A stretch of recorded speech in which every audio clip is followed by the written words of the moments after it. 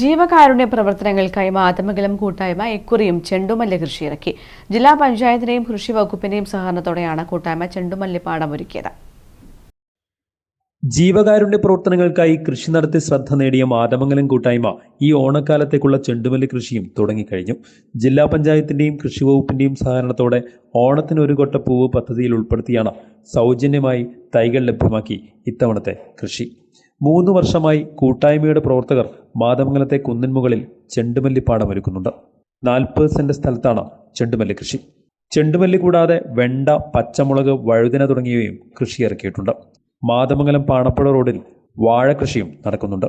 കൃഷിയിലൂടെ ലഭിക്കുന്ന മുഴുവൻ തുകയും അശരണരെയും രോഗികളെയും സഹായിക്കാനാണ് കൂട്ടായ്മ വിനിയോഗിക്കുന്നത്.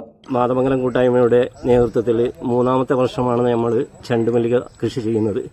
കഴിഞ്ഞ 2 വർഷവും നല്ല രീതിയിൽ നമുക്ക് ചെണ്ടുമല്ലിക കൃഷി വിളവെടുക്കാനും അതുപോലെ തന്നെ നമ്മുടെ തോട്ടം സന്ദർശിക്കാനും ഇഷ്ടംപോലെ ആൾക്കാർ വന്നിട്ടുണ്ട്. ഞങ്ങൾ കഴിഞ്ഞ ഓണത്തിന് പച്ചക്കറി കൃഷിയും ചെയ്തിട്ടുണ്ട്.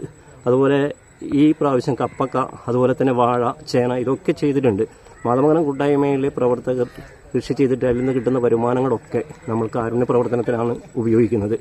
ചെണ്ടുമല്ലി കൃഷിയുടെ നടീലുത്സവം കൃഷി ഓഫീസർ കൃഷ്ണപ്രസാദ് ടി ഉദ്ഘാടനം ചെയ്തു. ചടങ്ങിൽ രമേശൻ ഹരിത അധ്യക്ഷത വഹിച്ചു. അസിസ്റ്റന്റ് കൃഷി ഓഫീസർ തമ്പാൻ ടി, കൃഷി അസിസ്റ്റന്റ് സതീശൻ ടി പി, കൃഷി assistant Jyothi O, Maneesh K V, Deepeesh P, Ravi, Baiju Panappuzha, K Saithale, Jayaraj Mathamangalam, P Bhaskaran തുടങ്ങിയവർ സംസാരിച്ചു. വളരെ ഗംഭീരമായി 2-3 വർഷങ്ങളിലായിട്ട് നമ്മുടെ മറു സംസ്ഥാനങ്ങൾ, മറ്റു സംസ്ഥാനങ്ങളിൽ നിന്നുമുള്ള പൂവിന്റെ വരവ് ഏറെ കുറക്കുന്നതിന് വേണ്ടിയിട്ട് നമ്മുടെ ജില്ലാ പഞ്ചായത്തിന്റെ ആഭിമുഖ്യത്തിൽ പദ്ധതി തയ്യാറാക്കുകയും അതിന്റെ ഭാഗമായിട്ട് കണ്ണൂർ ജില്ലയിലെ മുഴുവൻ പഞ്ചായത്തുകളിലും ഇത്തരത്തിൽ നല്ല രീതിയിൽ പൂക്കൃഷി നടത്തുന്നതിന് വേണ്ട ഒരുക്കങ്ങൾ നടത്തുന്നത് സംസ്ഥാന സർക്കാരിന്റെയും അതുപോലെ തന്നെ എരമകുറ്റൂർ ഗ്രാമപഞ്ചായത്തിന്റെയൊക്കെ പ്രവർത്തനങ്ങളും വളരെയധികം ശ്ലാഘനീയമാണ്.